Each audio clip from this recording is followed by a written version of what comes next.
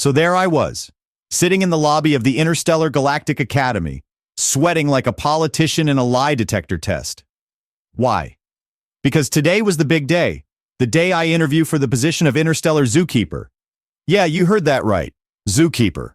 In space, it's like being a regular zookeeper, but instead of lions and tigers, I'd be wrangling alien beasts with more legs than I have fingers. Mr. Simpson, they're ready for you now, the receptionist chirped, her antenna twitching in what I hoped was a friendly manner. I stood up, straightened my jacket, and walked into the interview room with all the confidence of a cat on a hot tin roof. Inside, 3 beings sat behind a long metallic desk. To my left was a blob-like creature with 7 eyes and an alarming number of tentacles.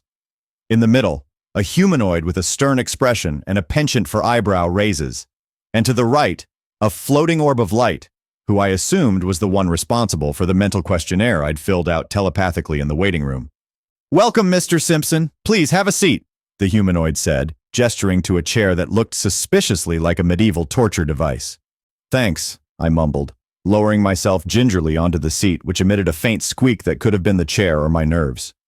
"Why do you want to be our new interstellar zookeeper?" the blob creature asked, its voice echoing like a broken synthesizer. "Well," I began, trying to ignore the fact that one of its eyes was focused on my left ear and another on my right knee. "I've always had a knack for handling animals. Back on Earth, I worked at a zoo, and I figured why not take my skills to the next level? Plus, I really need the money." The orb of light pulsed brightly. "What do you know about interstellar fauna?" I cleared my throat. "Not much, but I'm a fast learner, and I'm not afraid to get my hands dirty unless it's with something that can dissolve my hands, in which case gloves, big, thick gloves." The humanoid's eyebrow raised higher. "What would you do if an interstellar creature escaped?" "Panic," I said, deadpan. "But after that, I'd use my training and ingenuity to recapture it. And if all else fails, I'd call for backup, preferably the kind with lasers." They exchanged looks, the blob's tentacles twitching, the orb dimming and brightening. After a moment that felt like an eternity, the humanoid nodded. "Welcome aboard, Mr. Simpson. You start tomorrow." I left the room with a mix of excitement and dread, wondering what the galactic equivalent of a pooper scooper looked like. The next morning I arrived at the zoo, which was an impressive structure floating in orbit around a vividly colored gas giant. The entrance was guarded by 2 robotic sentries that scanned me for weapons, parasites, and my sense of humor. I failed the last one. Inside, I was greeted by my new boss, Zara, a tall alien with skin that shimmered like oil on water. She had an air of authority and the kind of smile that suggested she'd seen it all and wasn't impressed. "Welcome, Simpson," she said, handing me a datapad. "This is your schedule and a map of the facility. Today you'll be working with our newest acquisition, a Xarlokian Shriekbeast." "A what now?" I asked, hoping I'd misheard. "Xarlokian Shriekbeast," she repeated, pointing to a large enclosure on the map. "They're not as bad as they sound. Well, not usually." I made my way to the enclosure, the datapad's directions leading me through a maze of corridors filled with strange sounds and smells. As I approached the Shriekbeast's habitat, I heard a piercing screech that made my eardrums feel like they were being assaulted by a jackhammer. "Lovely," I muttered, stepping into the observation room. Inside the enclosure was the Shriekbeast, a creature that looked like a cross between a dinosaur and a giant bat, with leathery wings and rows of sharp teeth. It spotted me and let out another ear-splitting shriek. "Hey there, buddy," I said, trying to sound calm. "I'm your new caretaker. Please don't eat me." The Shriekbeast blinked its 3 eyes at me, then resumed gnawing on a large bone. I checked the datapad for feeding instructions, which were helpfully vague. Something about nutrient blocks and avoiding direct eye contact. "All right, let's see how this goes," I said, opening a hatch and tossing a nutrient block into the enclosure. The Shriekbeast sniffed it, then pounced, devouring it in seconds. "See, we're going to get along just fine," I said, more to myself than the beast. Just then, the alarm sounded. Red lights flashed, and a robotic voice blared, "Warning! Enclosure breach in Sector 7G." "Sector 7G! That's here!" I yelped just as the Shriekbeast's enclosure door malfunctioned and slid open. "Oh, crap." I bolted out of the observation room as the Shriekbeast emerged, shrieking and flapping its wings menacingly. My heart pounded as I raced down the corridor, hitting my communicator button. "This is Simpson. We have an escaped Shriekbeast in Sector 7G. Need backup, stat." "Roger that, Simpson," Zara's voice crackled through. "We're dispatching a containment team. Try to keep it contained." "Try to keep it contained," I muttered. "Easy for you to say." I ducked into a storage room, grabbing a tranquilizer rifle and a net launcher. Just as I stepped back into the corridor, the Shriekbeast rounded the corner, its eyes locked onto me. "Nice beastie," I said, raising the rifle. "Let's not make this harder than it has to be." The Shriekbeast charged, and I fired. The tranquilizer dart hit its mark, but the beast barely slowed down. I fired again and again, each shot making it angrier. "Okay, plan B," I said, switching to the net launcher. I fired, and the net wrapped around the Shriekbeast, tangling its wings and legs. It screeched and thrashed, but at least it was contained. The containment team arrived moments later, sedating the creature further and transporting it back to its enclosure. Zara approached, her expression a mix of amusement and exasperation. "Well done, Simpson. Not the smoothest first day, but you handled it." "Thanks," I said, wiping sweat from my brow. "Does this kind of thing happen often?" "Often enough," she replied with a grin. "Welcome to the team." By the second week, I'd gotten the hang of things. Sort of. The creatures were bizarre, the work was challenging, and I still had all my limbs. A win in my book.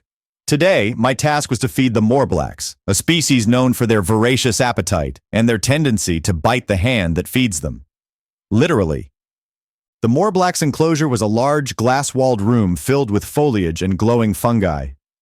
The creatures themselves resembled oversized guinea pigs with bioluminescent fur and an extra set of teeth. They were cute, in a might maul you kind of way. "All right, little guys," I said, opening a hatch and dropping a pile of nutrient pellets into the enclosure. The moorblacks swarmed the food, squeaking happily. I watched for a moment, enjoying the relative peace, when my communicator beeped. "Simpson, we've got a situation in the Xarlokian jungle habitat. One of the new arrivals is missing," Zara's voice said. "On my way," I replied, grabbing my gear and heading to the habitat. The Xarlokian jungle was one of the largest enclosures, a sprawling area filled with towering trees, thick underbrush, and enough humidity to drown a fish. The missing creature was a zygrax, a small but highly intelligent reptile known for its ability to camouflage. "Great, hide and seek with a chameleon on steroids," I muttered, entering the habitat. I scanned the area, looking for any sign of the zygrax. After a few minutes, I spotted a disturbance in the foliage, a flicker of movement. Slowly, I approached, trying to remain as quiet as possible. "There you are," I whispered, spotting the zygrax perched on a branch, its skin blending perfectly with the leaves. Just as I reached for my capture tool, the zygrax leapt, darting deeper into the jungle. I cursed under my breath and gave chase, dodging vines and stumbling over roots. "Why couldn't you just stay put?" I grumbled, finally cornering the creature near a stream. "All right, buddy. Time to go home." With a swift motion, I snagged the zygrax with the capture tool, securing it in a containment pod. The creature hissed but settled down, seemingly resigned to its fate. As I made my way back to the entrance, Zara met me with a relieved smile. "Good work, Simpson. You're getting the hang of this." "Thanks," I said, panting slightly. "Next time, can we try losing something that doesn't blend in with its surroundings?" She laughed, no promises. Just when I thought I'd seen it all, the universe decided to throw me another curveball. It was a quiet day, relatively speaking. No escapes, no major injuries, and no alien excrement on my shoes. Then, the alarms went off again. "Attention! Incoming unidentified life form detected in quarantine sector," the robotic voice announced. I rushed to the quarantine sector where new arrivals were kept for observation before being introduced to the general population. Inside, I found Zara and a team of scientists gathered around a containment field. Inside the field was a creature unlike anything I'd ever seen. It was small, about the size of a cat, with iridescent scales and multiple eyes that blinked in unison. "What is that?" I asked, staring at the creature in awe. "We don't know," Zara admitted. "It was found drifting in space, completely unharmed. No records of its species in the database."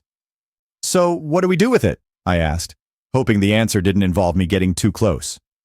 "We observe," she said, "and we don't touch it until we know more."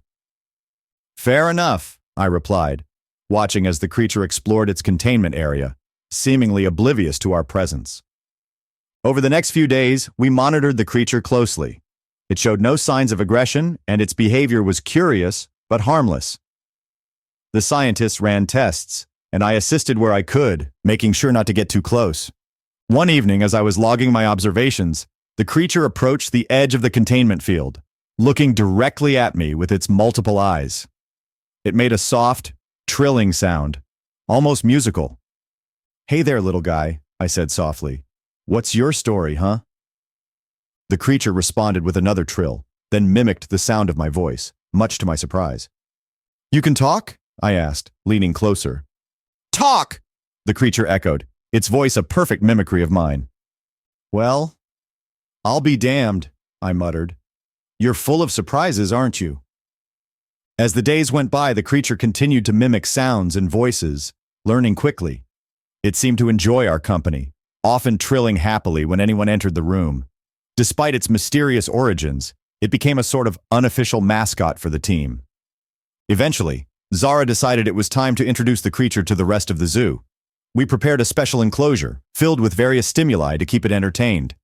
On the day of the transfer, the creature trilled excitedly, almost as if it understood what was happening. "Ready to meet your new home?" I asked, opening the containment field. The creature trilled again and hopped into its new enclosure, exploring every corner with delight. It was a heartwarming moment, one that made all the chaos and challenges worthwhile. As I watched the creature settle in, Zara joined me, a satisfied smile on her face. "You did good, Simpson," she said. "You're a natural at this." "Thanks, Zara," I replied, feeling a rare sense of accomplishment. "Just another day in the life of an interstellar zookeeper, right?" She laughed. "Something like that." And as the creature trilled a cheerful tune, I couldn't help but agree. Maybe this job wasn't so bad after all.